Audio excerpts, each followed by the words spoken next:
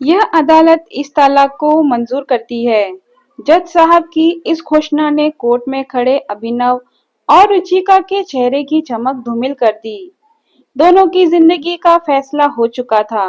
दोनों अब विवाह बंधन से मुक्त थे। लेकिन यह उनकी खुशी का कारण था या दुख का, कहना मुश्किल था। उनके रिश्तेदार और एडवोकेट प्रसन्न मुद्रा में विजयी मुस्कान के साथ कोर्ट परिसर से बाहर आ गए। अभिनव का दिल टूट चुका था। भारी कदमों से चलता हुआ वह बाहर कॉफी हाउस में जा बैठा।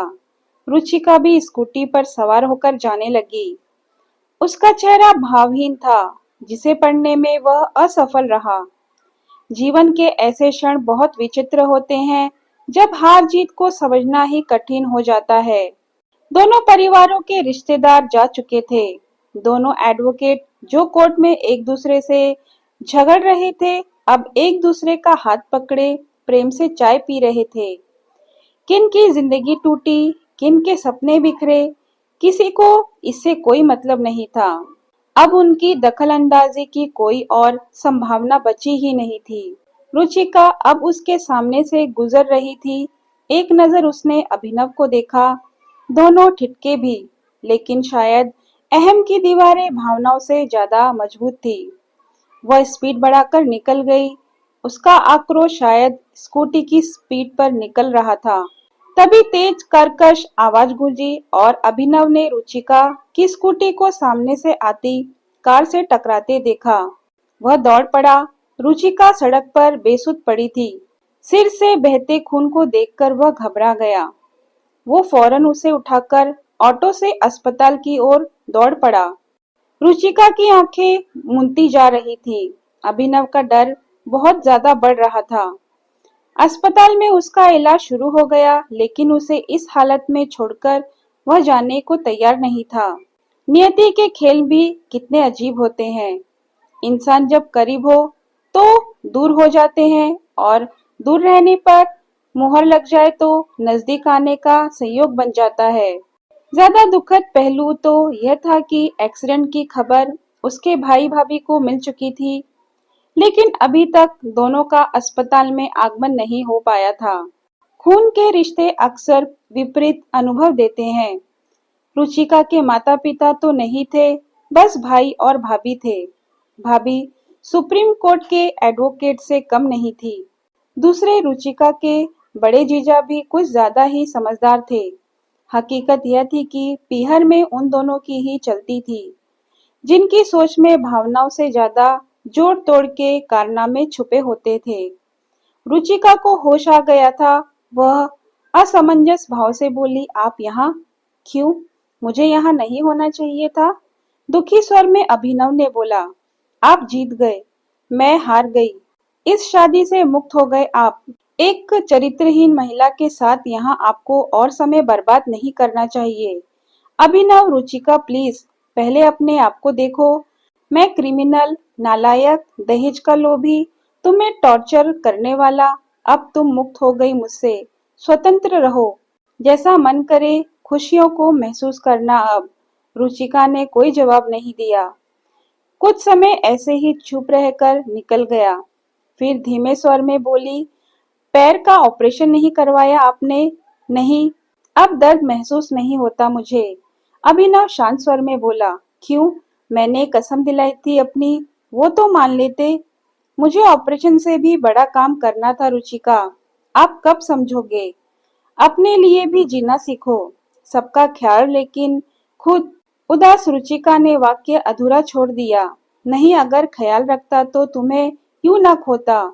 एक हारा हुआ इंसान हूं मैं। ऐसा नहीं कहते अभिनव, शायद मेरी नियति ही ऐसी थी। माहौल बहुत गंभीर हो गया था। अभिनव रुचिका की आंखों में आए आंसुओं को पोंछ रहा था। सुनो, आप मुझे वो कोर्ट के 6 लाख रुपए मत देना।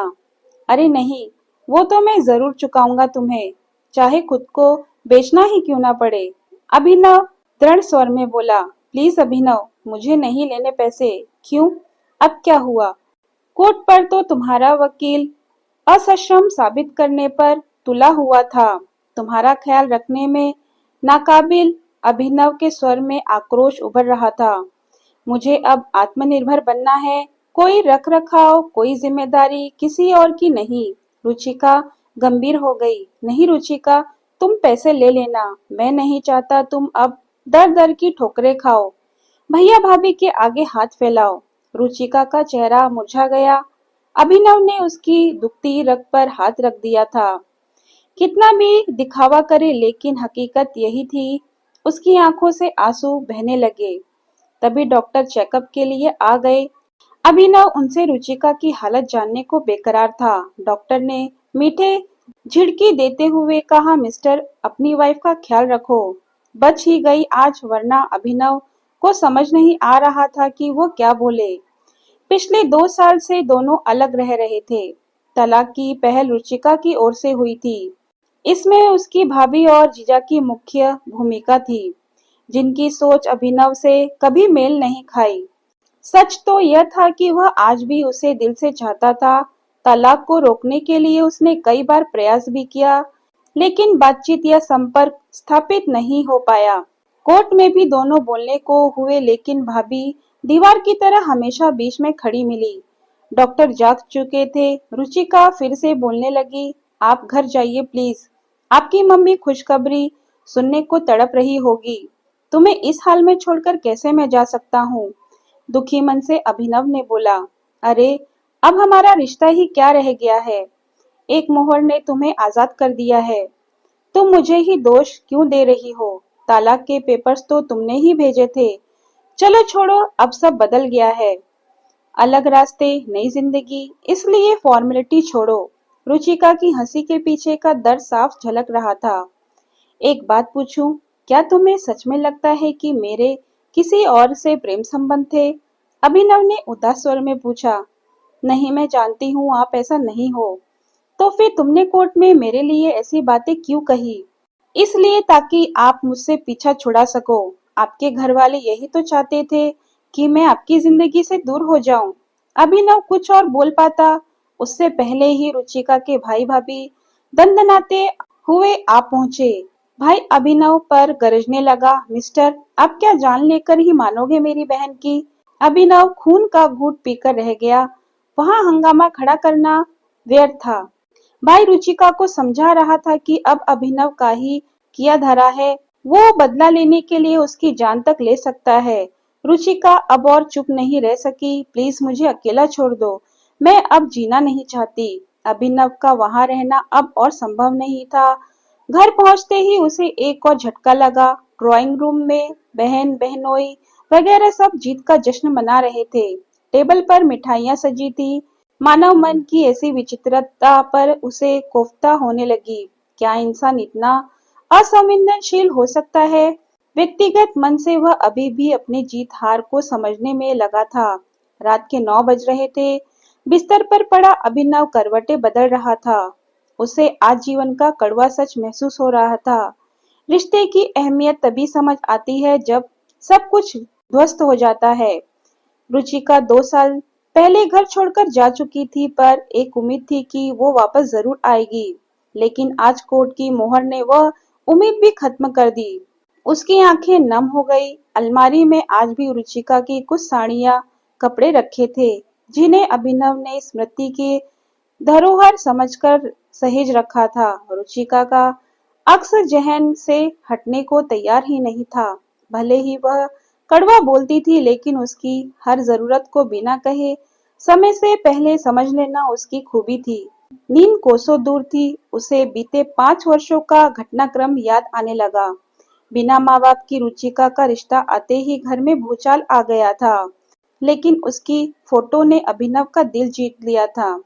सुंदर, सुशील और जमाने की सताई सी दबी छुपी छवि को अभिनव ने आंखों ही आंखों में पढ़ लिया था। जब वह उसे देखने गया, तब गंभीर मूर्त की तरह बैठी रुचिका की आंखें ने बहुत कुछ बयां कर दिया था। उसमें अन्य लड़कियों जैसा उमंग और जोश नजर नहीं आया था। उसके एक कथन, आपको जीवन में मुझसे कभी कोई शिकायत नहीं मिलेगी, ने अभिनव का दिल जीत लिया था। इस एक पंक्ति ने ही शादी का फैसला कर दिया था। ससुराल में रुचिका ने अपने वादे को पूरा निभाया भी, लेकिन शायद परिस्थितियों के साथ वह समायोजन नहीं कर पाई। अम्मा गाए बगाए उसे कोसने से बाज नहीं आती। फिर जब छोटी बहू अमीर घराने से आ गई तो रुचिका का जीवन और कठिन हो गया। अभिनव के पास कोई स्थायी रोजगार नहीं था, जबकि छोटा भाई सीए बन चुका था। भाई की बड़ी आमदनी ने अभिनव को बड़े से छोटा बना दिया और रुचिका को और ज्यादा महत्वहीन। वह टूटती चली गई। 3 साल ऐसे ही किचन में बीत गए और एक दिन अभिनव की अनुपस्थिति में उसके भाई और जीजा उसे पीहर छोड़ गए। अब बात मान सम्मान और अहम में फंस गई। जिन्हें अपने जीवन का फैसला करना था वो अन्य लोगों के अभिमान में उलझकर रह गए। अभिनव ने पहल भी की, लेकिन सामर्थ्यहीन होकर उसने भी घुटने टेक दिए। रुचिका शायद इतनी निराश हो चुकी थी कि अब ससुराल में उसे कोई उम्मीद की किरण नहीं दिखाई दे रही थी। अचानक मोबाइल की घंटी बजी। स्क्रीन पर रुचिका का नाम डिस्प्ले हुआ। अभिनव ने जल्दी से कॉल रिसीव किया। रुचिका भरोई आवाज में बोल रही थी, भैया ने बहुत गलत कहा आपके लिए। उनकी तरफ से मैं माफी मांगती हूँ। छोड़ो ये सब। कैसी तबीयत है अब? कौन है तुम्हारे पास अस्पताल में? अभिनव ने पूछा। कोई नहीं है, अकेली हूँ। खाना खाया या नहीं? नहीं, इच्छा नहीं है खाने की। हद करती हो, रुको मैं आता हूँ। अरे नहीं, आप परेशान ना हो। पागल हो? रात में तबीयत बिगड़ गई तो कुछ नहीं बिगड़ेगा। अभिनव, मौत मेरे नसीब में नहीं। प्लीज रुचिका, ऐसी बातें मत करो। मैं अभी भी तुमसे बहुत प्यार करता हूँ। अभिनव ने एक पल की भी देरी किए बिना अस्पताल का रुख किया। थोड़ी देर में वो रुचिका के सामने था। होटल से उसने खाना भी पैक करवा लिया था। रुचिका के चेहरे पर चमक साफ दिखाई दे रही थी। मुझे पता था आप जरूर आओगे, लो खाना खाओ पहले।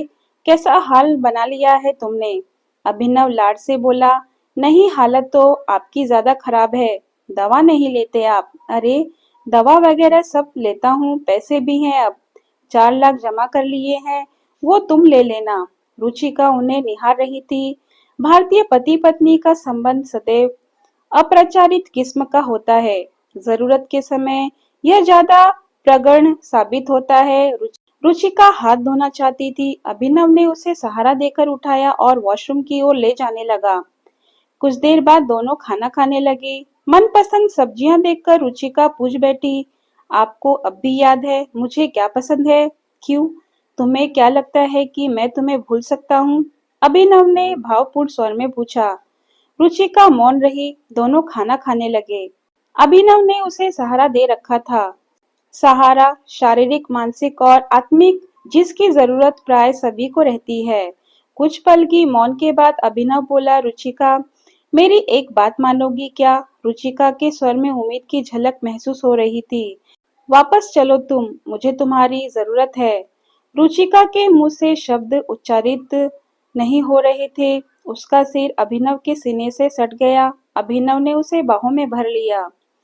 पूर्व में हुई गलतियों को दोनों ने समय रहते सुधार लिया था। दोस्तों, अगर आपको मेरी वीडियो पसंद आए तो वीडियो को लाइक, शेयर और सब्सक्राइब करना ना भूलें और कमेंट बॉक्स में कमेंट करके जरूर बताएं कि आपको मेरी वीडियो कैसी लगी। धन्यवाद।